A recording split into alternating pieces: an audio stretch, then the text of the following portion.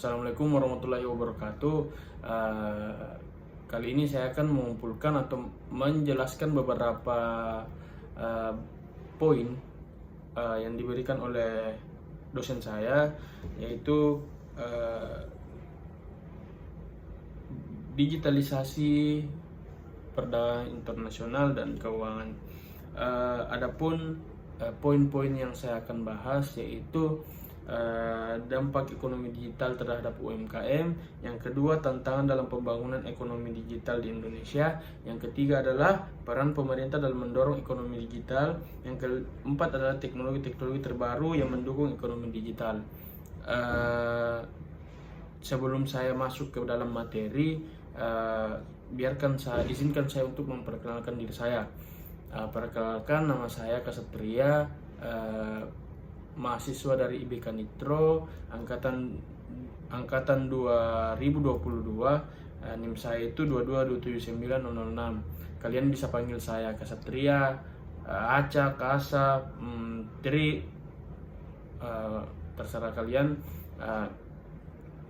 Jadi langsung saja saya masuk ke dalam materi saya yang pertama, yaitu dampak ekonomi digital terhadap UMKM.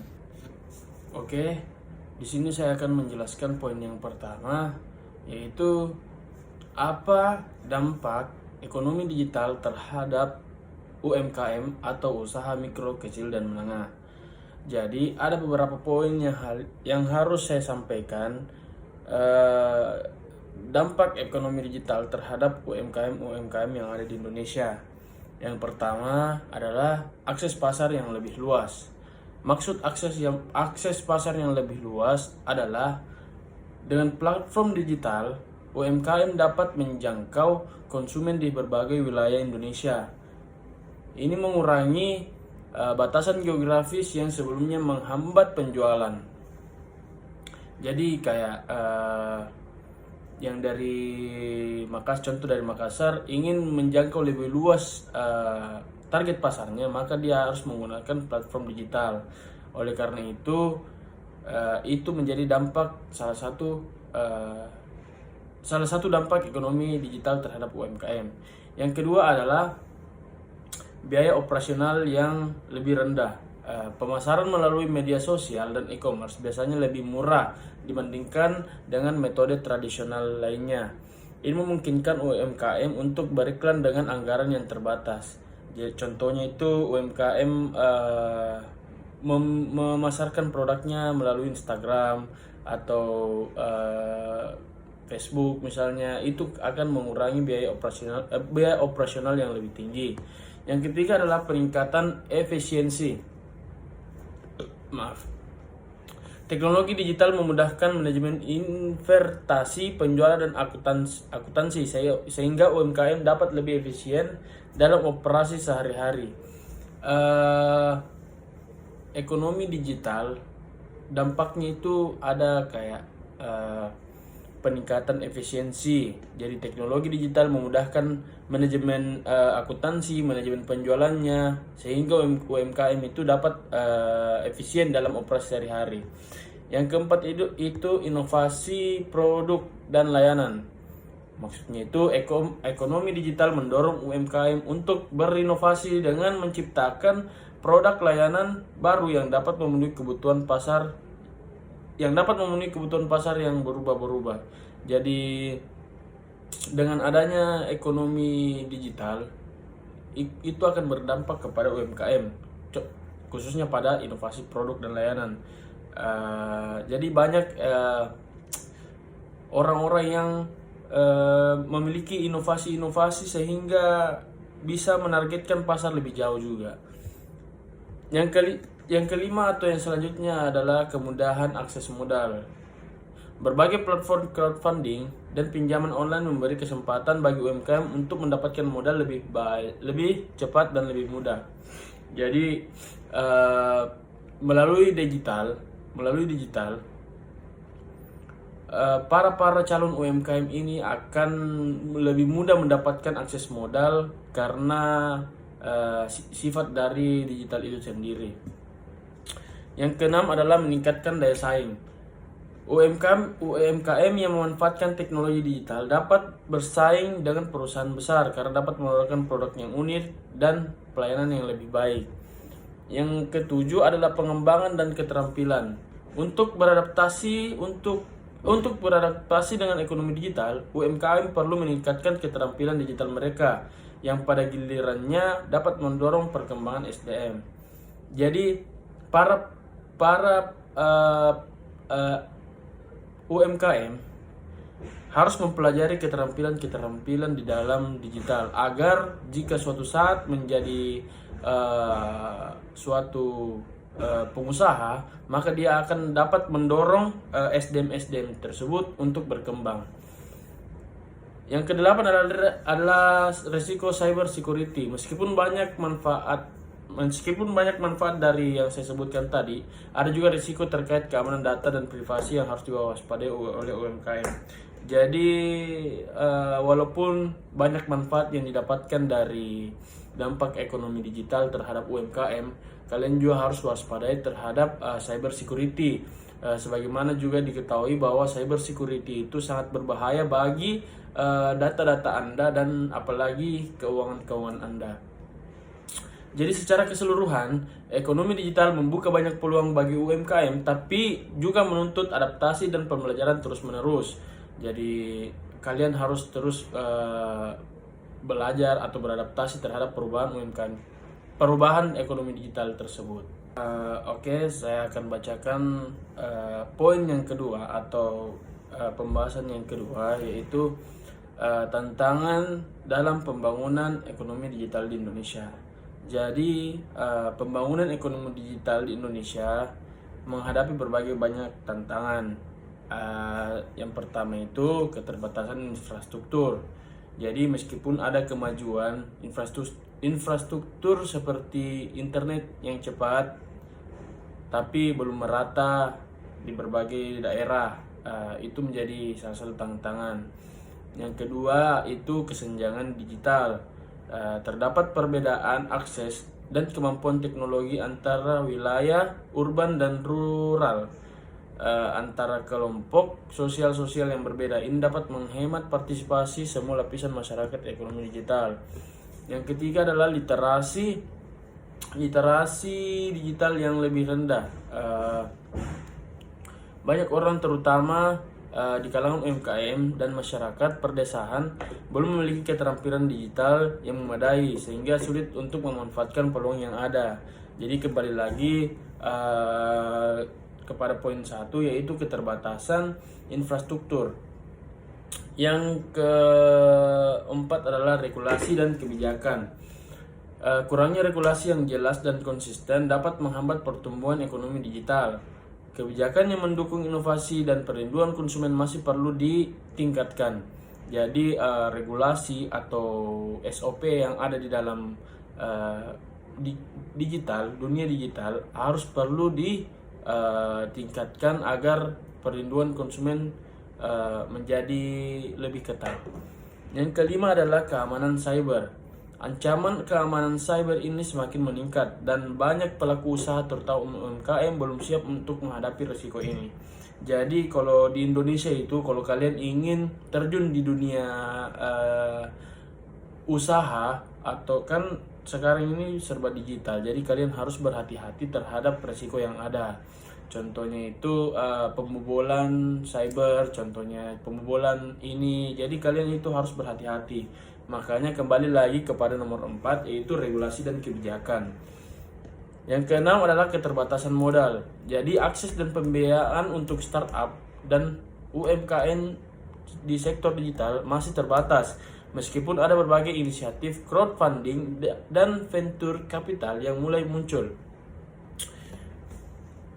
7 adalah persaingan global. Perusahaan lokal sering kali harus bersaing dengan pemain global yang memiliki sumber daya lebih besar yang bisa mengaruhi daya saing mereka.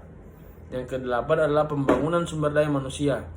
Kebutuhan akan tenaga kerja yang terampil di bidang teknologi informasi terus meningkat, sementara pendidikan dan pelatihan yang sesuai masih perlu ditingkatkan.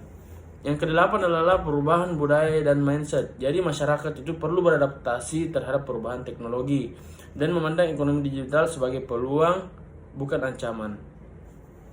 Jadi mengatasi mengatasi tantangan-tantangan ini memerlukan kerjasama antar pemerintah, sektor swasta, dan masyarakat untuk menciptakan ekosistem yang mendukung pertumbuhan ekonomi digital yang inklusif dan berkelanjutan. Kita beralih ke poin nomor 3, yaitu peran pemerintah. Apa sih yang harus dilakukan pemerintah agar pembangunan ekonomi digital di Indonesia tertata dengan rapi? Jadi ada beberapa poin yang harus kalian perhatikan. Yang pertama adalah pemerintah itu harus meratakan pembangunan infrastruktur. Jadi pemerintah perlu berinvestasi dalam infrastruktur digital seperti jaringan internet cepat dan handal, terutama di daerah terpencil untuk memastikan akses yang merata. Yang kedua adalah regulasi yang mendukung, mengembangkan kebijakan dan regulasi yang mendukung inovasi dan investasi di sektor digital sambil tetap mendukung konsumen dan menjaga keamanan data. Yang ketiga adalah pendidikan dan pelatihan. Jadi pemerintah itu harus membuat program pendidikan atau pelatihan agar mendorong para calon UMKM agar dapat berpartisipasi di dalam ekonomi digital. Yang keempat adalah dukungan untuk UMKM, menyediakan bantuan teknis, akses ke modal, dan platform untuk memasarkan produk UMKM secara online, serta mengedukasi tentang manfaat ekonomi digital. Yang kelima adalah fasilitasi inovasi, mendorong ekosistem inovasi dengan memberikan insentif bagi startup dan perusahaan teknologi, termasuk akses dan kependanaan ke ruang inkubasi. Yang keenam adalah kampanye kesadaran. Kampanye kesadaran itu maksudnya melakukan kampanye untuk meningkatkan kesadaran masyarakat tentang manfaat ekonomi digital dan cara berpartisipasi di dalamnya. Jadi pemerintah itu harus banyak bekerja untuk bagaimana masyarakatnya itu untuk beradaptasi di dalam perkembangan zaman ini. Yang ketujuh adalah keamanan cyber. Jadi pemerintah itu harus menyusun kampanye untuk pemerintah itu harus menyusun kebijakan dan strategi untuk meningkatkan keamanan cyber, termasuk perlindungan data pribadi dan penanganan risiko cyber yang meningkat. Yang ke-8 adalah kerjasama internasional. Jadi pemerintah itu harus membangun kerjasama dengan negara lain agar ekonomi digital untuk berbagi pengetahuan dan praktik dapat berjalan dengan lancar. Selanjutnya adalah monitoring dan evaluasi. Melakukan evaluasi berkala terhadap kebijakan dan program yang telah terlaksana untuk menyesuaikan dan meningkatkan strategi pembangunan ekonomi digital. Jadi dengan langkah-langkah yang saya sebutkan tadi, pemerintah dapat menciptakan ekosistem yang mendukung pertumbuhan ekonomi digital yang inklusif, berkelanjutan, dan bermanfaat bagi semua lapisan masyarakat. Jadi sudah jelas ya apa peran pemerintah atau apa yang harus pemerintah lakukan untuk mendorong ekonomi digital. Jadi satu, pembangunan infrastruktur, yang kedua regulasi yang mendukung, yang ketiga pendidikan dan pelatihan, yang keempat dukungan untuk UMKM, yang kelima fasilitas inovasi, yang keenam kampanye kesadaran, yang ketujuh keamanan cyber, dan ke-8 kerjasama internasional, dan ke-9 monitoring dan evaluasi. Oke, poin yang terakhir atau pembahasan yang terakhir di sini saya akan membahas tentang teknologi terbaru yang mendukung ekonomi digital. Jadi dengan perkembangan zaman ini sudah pasti ada juga teknologi yang terbaru untuk mendukung ekonomi digital. Jadi saya akan sebutkan beberapa inovasi teknologi terbaru yang mendukung ekonomi digital. Yang pertama kecerdasan buatan. Kenapa kecerdasan buatan? Karena AI digunakan untuk analisis data, otomatis proses bisnis, dan peningkatan pengalaman pelanggan melalui chatbot atau rekomendasi produk. Jadi chatbot itu digunakan untuk jika ada suatu pelanggan ingin menanyakan berkali-kali. Jadi chatbot jadi otomatis begitu untuk membalas chat. Yang kedua adalah blockchain. Jadi kenapa blockchain? Karena teknologi ini memberikan transparansi dan keamanan dalam transaksi serta digunakan dalam sistem pembayaran, manajemen rantai pasokan, dan kontrak pintar. Yang ketiga adalah IoT atau Internet of Things. IoT memungkinkan perangkat terhubung untuk mengumpulkan berbagai data yang dapat meningkatkan efisiensi operasional dan pengalaman pengguna. Yang keempat adalah cloud computing. Layanan cloud memungkinkan bisnis untuk menyimpan dan mengelola data secara efisien, serta menyediakan akses fleksibilitas ke sumber daya IT. Jadi kayak kalau kalian ingin menyimpan data dan mengelola data secara efisien, bisa di sini. Yang keenam adalah big data dan analitik. Jadi kenapa sih big data dan analitik itu menjadi hal-hal baru untuk mendorong ekonomi digital di Indonesia? Karena pengelolaan data besar membantu perusahaan menganalisis tren pasar, perilaku konsumen, dan efisiensi operasional untuk pengambilan keputusan yang lebih baik. Selanjutnya adalah e-commerce dan marketplace. Platform e-commerce memudahkan UMKM untuk menjual produk secara online dan menjangkau pasar lebih luas. Yang ketujuh adalah pembayaran digital. Sistem pembayaran seperti e-wallet dan transfer uang online memudahkan transaksi, meningkatkan kenyamanan dan keamanan bagi pengguna.